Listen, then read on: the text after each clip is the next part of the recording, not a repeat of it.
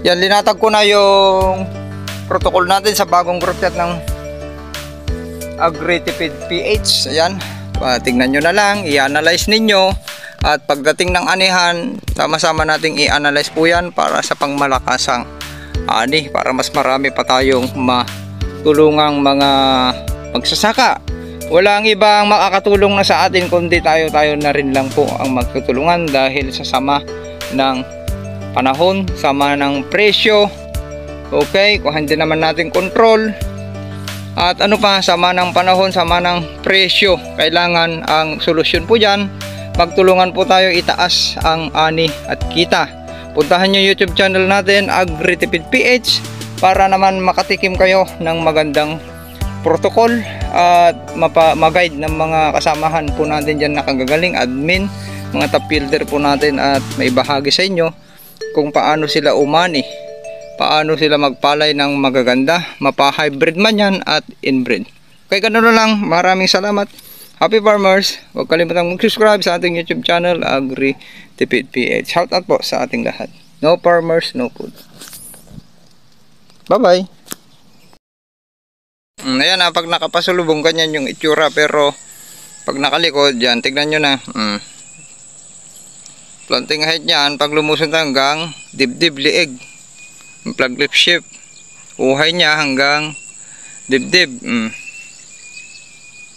Okay. Ayan, yung mga uhay ng palay natin. Ayan, isang uhay.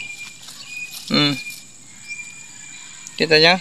Ito, 12 inch ito. Inches, mahaba. Ayan. Lapit natin. Wala nang espasyo. Hindi nyo na makita. Tara na dun. Tara na. Let's go. Yan.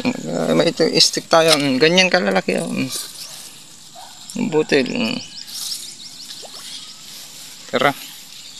Wala na. Sa susunod, dito na lang tayo sa gilid.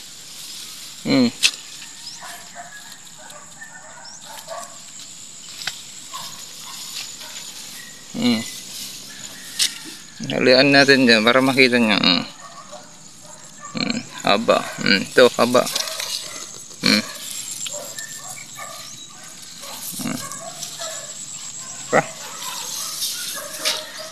Yan. Hila tayo isa. LP 2096. Diba? Pag napatangkad natin, mahaba. Okay. Tara na. Cut. Tapos na yung pakay natin. Tatanggalin natin yung harang. May sapat na tubig na. Sharing is caring. So, ang sinasabi ko mga farmers, Agritipid PH teams, ito banda, dito maraming sanga dito. Dito pa lang sa unahan, may mga maliliit dito, wala kasing maghawak. Ayan ayan yung mga maliliit, yan. Mga maliliit, maraming ganyan. Ayan. Siya pang bilang yan. Ayun, maraming maliliit dito. Ayan, maliliit. Ipira yung mga mahahaba na yan, maraming maliliit. Kaya pagdating natin kalaman, higit 200 na yan. Plus, mas marami bilang dito. Papataas, mas marami dito sa taas. Kaya umabot pala ng 400 mahigit. Yang LP variety. Alamin nyo kung ano kanyan. Saan ko ba kinuha? Sorry. Nalalag na tayo, kaya lumabas po tayo. LP 2096 po yon. Kinuha natin. Doon ko kinuha yun eh. Marami akong kinuha na at pinaka maiksi natin 9 inches. Pinakamaraming napakuan natin 10 inches. Yung 11 inches lang yon. Ibig sabihin yung 12 inches mas marami pa sa 446 greens per panicle. Hello Bella.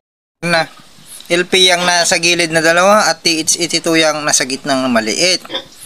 Kaya malakas talaga itong long pin variety. Ayan, kumuha ako sa TH82 at makikita nyo na yung sukat. Ayan, pipicturan po natin. Ito yung LP 2096, LP 937, TH82 yung nasa gitna. Ito, TH82, LP 2096, pabubukulin pa natin. Tapos LP 937. Ayan.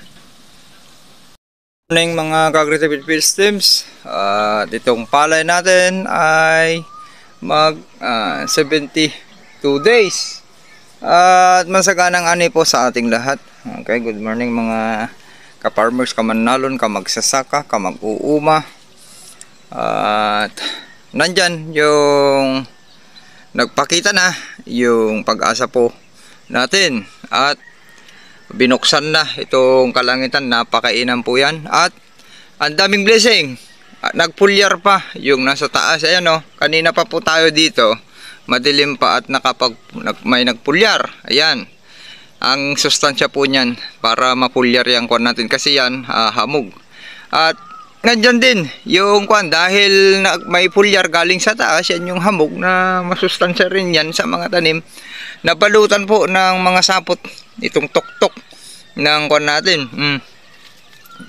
Tuktok ng palayan po natin. Ayan, pansinin nyo, balot lahat yan. Ayan, nagsalubungan. Pero pag walang hamog, halos hindi natin makita po yan. Talagang nalagyan lahat ng sapot to. May sapot dyan, pero ito maliliit na ganyan, nagkuni-konekta. Napakarami na mga friendly insect po natin. Ilapit pa natin konti. At ang ginawa natin, nagpaakyat na po tayo ng tubig dun sa gubat. Ayan. At mamaya ay matutubigan na yun. Susunod natin yung pangalawa. Ayan, yun yung sinasabi ko. Kita nyo? Nabalutan lahat yan. Nagsalubong. At ito yung dinaanan natin nakarang araw. At bukas, ng umaga or hapon, or mamayang hapon na, pag nakayuko na, kasi papasok na yan lahat yan sa milking stage, matatapos na ngayong araw yung flowering natin. At nakapag mula panicle exertion to flowering, pagyuko, okay, flowering stage ay at milking na, sumasabay na, ay 60 nung nagpalabas tayo. Sinasabi ko nga sa inyo na 7 days kaya nating magpasapaw. 5 to 7 days dati ginagawa na po natin yan, or 7 days nakasapaw na. Okay, kaya yan, napansin nyo, nakayuko na.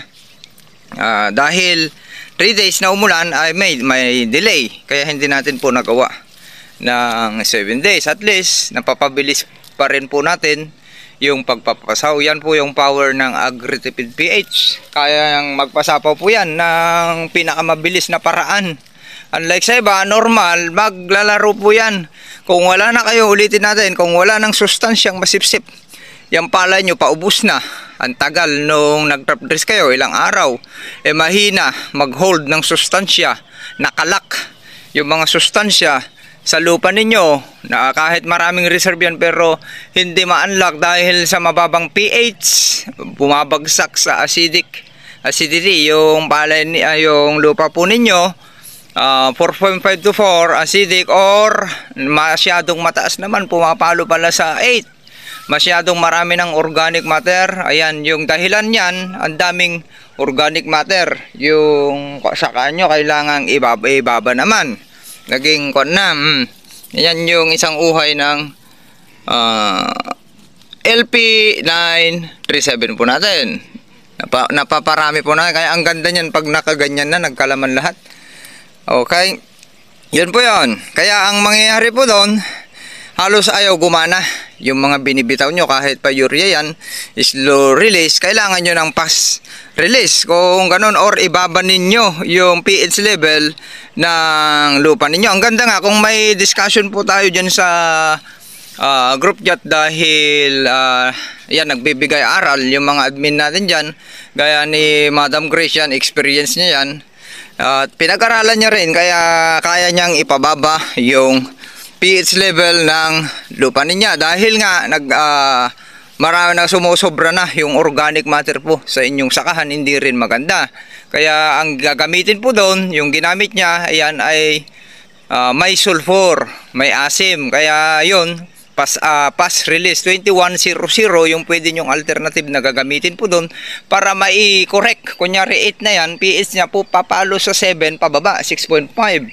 Kaya dyan ay mabilis na gumana yung inyong pinagbibitaw na sustansya, masipsip talaga ng palay po niyo or kahit hindi palay, mga tanim, dahil makukurik yung lupa po ninyo. Ang gusto ng palay 5.5 to 7.0. 7.0 yung neutral. Kaya balikan nyo yung mga YouTube natin. Dami nating in-upload dyan. Halos araw-araw tayo nag-upload noon po dyan. Ay nandyan yung sinusukat natin mula nung nakaraang wet season. Nagsusukat na tayo yan. Dry season. Hanapin nyo na lang po dyan kung paano yung pagre-reading po natin dyan. Paano natin pababain, pataasin yung acidity ng lupa dahilan na yung ugat po kasi ng inyong palay ay masisira habang lumalabas yan na tawag doon na sasaktan. Kaya yan mapapansin nyo ulit na papunta pa lang sa 20 days old na ng palay, doon nyo palang mapapansin, paakyat na po yan sa dahon, doon nyo napansin na naninilaw-nilaw na yung inyong palay. Late na kasi dapat sa panahon na yan mahaba na yung ugat, malalim na, makapal na, para naglalabas na ng sowi. Kung maiksi yung ugat ng inyong palay, palagi kong inuulit, mahina magsowi. Bakit? Hindi niya maabot yung mga ibang sustansya, mababaw masyado. Okay, punta tayo sa na lang, itutuloy po natin doon. Shoutout pala kay Sir Felix Yagat. Yung mga gustong pumunta sa filter bukas ay pwede ko yung sumilip sa mismong Diamantina. Sa Diamantina ang luwang ng kwandon ng court, yung barangay hall po nila. Yung palay ni Sir Felix Yagat, top yielder ng Region 2, ay nandun lang sa likod. Okay, sakop niya yun. Sa bandang palikod nandun yung palayan niya. At itutuloy po natin dito. Ito na yung inbreed po natin na may greens na nabilang natin na 650 greens. Okay, ayan. Ito, tingnan nyo kung gaano karami. Ayan, okay. Ito, ipupuro pa natin dahil tingnan nyo nangiakwan siya, nangingitim siya. Hindi pwede. Medyo may pagkamistiso pa, kaya i-refine pa natin to. Pansinin nyo, kabilis na lumabas. Yung mga kanya bignay, yung palagi natin sinasabi na bignay, yan dahil mahaba yung ugat, madaling maapektuhan ng lamig ng panahon. Pero ang dami, okay? Di lalo na kung hindi sana nagpurpuro ito, meron siyang hindi nabuo dyan ng mga 50. Di sayang pa yun. Okay, tuloy po natin. Saan na po tayo kanina? Kalimutan ko na. Ayan, malakas na maglabas ito. Nahuhuli lang ng 5 days pero makakahabol na yan dahil may sapat na sustansya ulit. At nagpapasok tayo ng tubig ulit. Pwede yan sa AWD. Ulitin natin, mga nagtatanong dyan sa group chat pala. 313, yung AWD natin na protocol. Yan, linatag ko na dyan. Sinabi ko na, gawin nyo na lang. Yun, para makatipid kayo. Tapos pag umulan, mag-adjust ulit kayo. Magre-repeat po yan sa count ng 313. Kaya yun. Kaya yung pagpaparming po natin talaga ay may protocol po na sinusunod para maikwan natin yung malakas na ani. Saan na po tayo? Dun sa ayan, punta tayo dun. Paalis na rin ako. At pupunta sana tayo ng Cagayan ay postpone muna, puntahan muna natin yung field tour ni Sir Felix Yagat sa Diamantina. Okay, Kabatuan Isabela.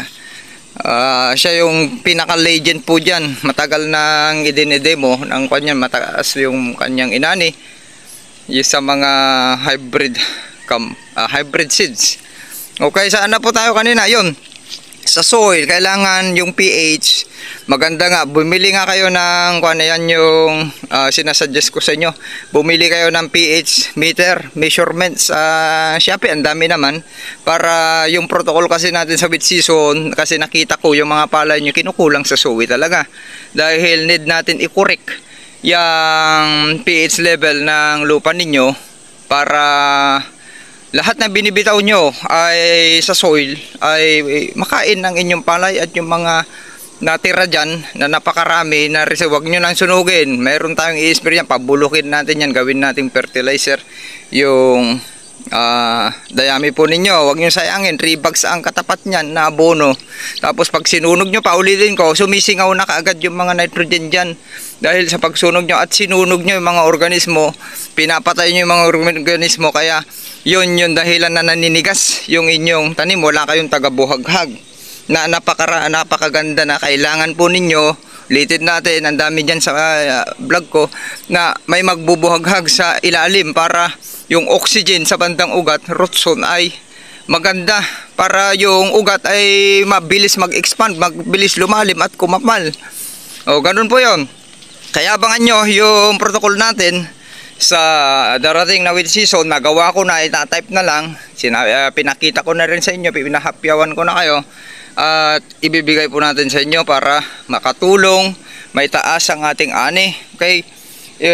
Yung YouTube natin, puntahan nyo, i-share nyo sa inyong mga kamag-anak, kakilala, kaibigan, walang magtutulungan, kundi tayo-tayo lang kasi sa presyo ng palay dahil sa RTL na yan, importation, hindi lang sa rice, ay walang stable na presyo dahil sa dagsaang pumapasok yung mga imported na bigas at sa ibang kwan pa. Okay, ganun lang, sharing is caring. Maraming salamat. Happy farmers. Huwag kalimutan kung subscribe sa ating YouTube channel, AgriTipid. Ayan, magpapatubig tayo. Punta tayo dun sa dulo. Yan ang palay natin, ha. Nakayuko na. Okay? Ayan. Nakayuko na yung palay natin. Ang ganda ng kulay nyo. Sakto lang, di ba? Mamayang tanghali yan ay dadark. Ang ganda ng konkwag umaga. Nakayuko na. Yan, o. Okay, mas maganda ang pandon doon sa kabila, doon sa gitna. Itong nandito ay yan, uhugutin ng ito. Pag walang tubig ito, yung tubig dito mapupunta sa kanal. Pababa doon sa akuan. Yan na yung palay natin. Sa oras na, anong oras na? 8:39. Ayan, ikot lang tayo, pupunta tayo doon sa dulo. Doon. Sigurado may tubig na yon, isusunod natin yung isa. Pagkatapos matubigan, pati yung isa ay awat na tayo, sakto may tubig na, ganyan. Ganun lang kabilis magpatubig dito. Kasi may mga tagas dyan, ayun, hindi ko na pinipit-pit yan para sakto na yung tubig mamaya dyan. Yan na yung palay natin. Ganyan po karami yung tawag doon, sowi niya. At hindi pa tayo kumbinsido po yan. Sa wet season, mas dadamihan po natin. Palakihin natin yung yung uhay pa. Dahil nga, medyo yung planting distance natin ay 20 by 25 dito. At may itinundos na 20 by 20. Ayaw natin ng 20 by 20. Masyadong dikit. Ang dami nang in-experiment dito. Sasakahan natin ng 20 by 20. Yung Bioseed Research Company, yung bagong binhi nila, tininim natin dito, SL 398H dito banda. Ilinayo natin so kaya suwi natin ng yun, 25 noon yun. Naglabas ng 16 inches, 12 to 16 inches na suwi. Kalalaki noon. Tapos, good morning mga kagritipids ulit. Time check 10:14. Yan yung LCC ng palay natin sa oras ng ganito. Okay pa rin, nasa pagitan po siya ng 4 to 5, nasa gitna. Kaya ito, bago tayo uuwi, natapos na yung trabaho natin dito. Ang dami natin ginawa. Ayan, pasilip ko lang, dinaanan nung kahapon. Ayan, yan na. Okay, yan, yuyuko na ngayon araw. At tignan natin kung bumukas na. Paalis na rin tayo. Wala nang bumuka. Dito sa LP937, ligtas na. Kahapon marami. Ngayon, napapansin natin, baka sa batok na lang yung iba. Okay, ito yung mga halo. Parang dikit sa Ilocano. Yan, buwang hanggang kanya. Ang bango. Para Japonica. Ito. Kinakain ko. Yan. Ang bango. Parang kan malagkit. Japonica. Ayan na. Hintayin na lang natin magsiyukuan. At napakaganda na. Hindi pa pala tayo makapagkuhan bukas. Postpone din natin. Magpupulyar ng Guildmore. Okay lang dahil kuhan pa naman. Payo ko pa lang naman. Kasi maaga pala tayo. Maaga yung event kay Sir Felix. Yan, shout out ulit kay Sir Felix Lagat from Diamantina. Ito yung in-experiment natin ha. Pakita ko sa inyo para makikita nyo yung safe na. Ito yung pinatutukan natin, pinaliguan natin ng fungicide na Armure. Diba? O, mga ilang araw na, mga 15 days na ata or 18 days na. Diba? LP rin pala ito. Nandito. Hindi, SL. SL variety. Kung hindi ko SL19 yung pinunta ko dito noon, SL19. Kasi mas malalaki yung butil. Hindi siya ganyan na LP937. SL19 ito. Oh, tignan nyo, ang ganda rin pala. Oh, second generation na yan. Tignan natin ha. Pwede natin kunin yan. Pwede natin paramihin to just in case na naging naging inbreed na. Nag-mutate na. Ayan ha. Okay. SL19 yan. Kasi SL19 8H yung mga itinanim natin po dito. At SL8. SL8. Dami. Laki. Ayan na. Napaka-safe nung Armure. Tara na. Pasilip ko lang sa inyo yung LP 2096 at paalis na rin tayo. Nakapaglinis na tayo dyan. Marami tayong ginawa. Repair yung yung kulungan ng isa, ililipat kasi natin dahil iipitan dahil naglalandi na. Ayan, naglagay na ako ng para makalakad. Ayan, silip natin ito. May tubig na dito. Inawat ko na pala yung tubig. Sara natin to para hindi bumababa.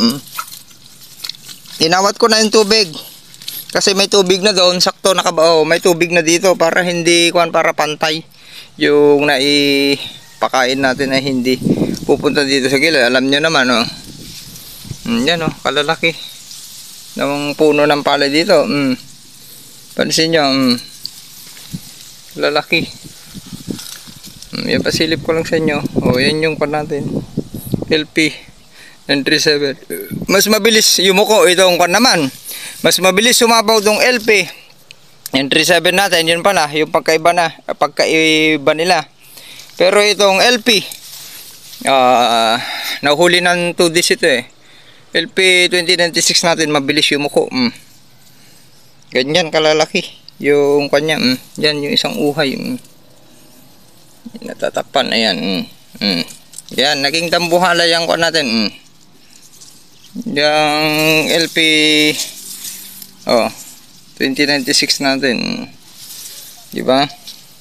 Basta makuha natin yung tamang ayan matamang sustansya, timing, ay mapapalabas natin yung maraming bilang at malalaking butil. Yan. Ganyan kalalaki yung kuwan natin. Pasilip ko lang sa inyo. Yan, ganyan natin para hindi magalaw. Yan. Yung makikita nyo dito sa pangalawa, kasi ang malilit dun sa pang-una, tabi ng kanal. Basta yung nasa pagitan na tabi ng kanal ay nahuhugot. Yan, okay na dito.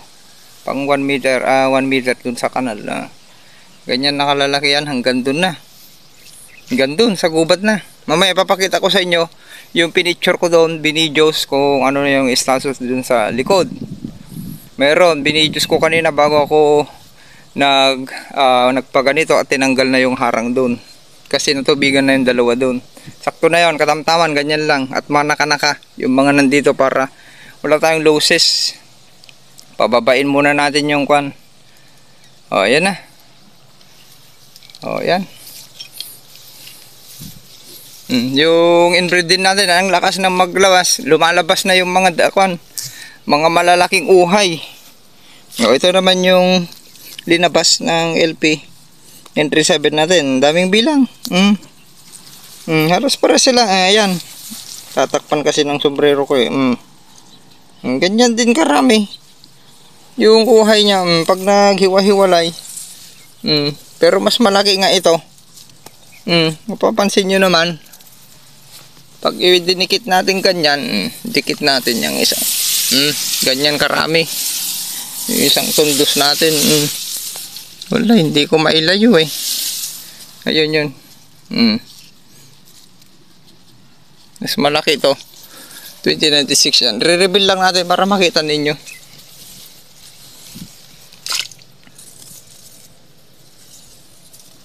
Okay na. Alis na tayo para makapag-picture konti. At makauwi na rin. Para makapag-chismisan na rin tayo. Okay, yung mga pupunta pala sa field tour ni Sir Felix. Yung gustong sumama, i-PM nyo lang ako. Yung mga taga dito para sabay na po tayo. Dapat maaga. Last 6, paalis na tayo. Traffic. Yung kwan pala na yung alis ko noon, traffic pala kasi papasok mga estudyante. Kaya man traffic. Okay, cut. Sharing is caring. Katatapos natin naglinis.